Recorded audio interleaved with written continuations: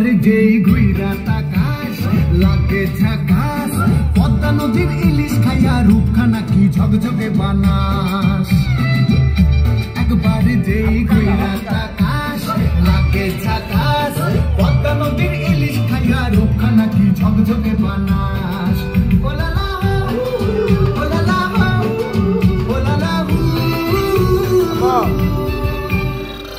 ওখানে যাও, ওখানে